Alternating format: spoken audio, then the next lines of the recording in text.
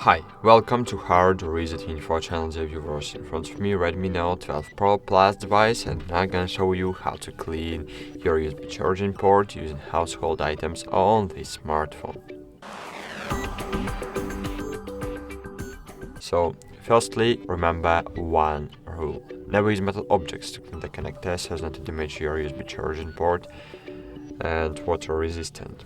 So I suggest you to use only toothbrush, which you no longer use.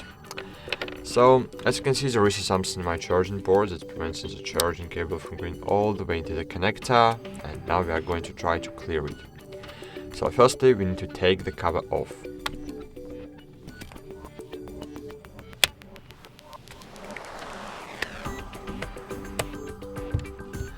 Then insert the one part of the brush into the connector,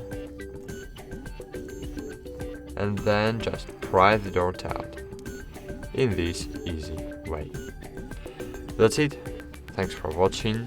Like this video, subscribe to our channel, and bye. See you.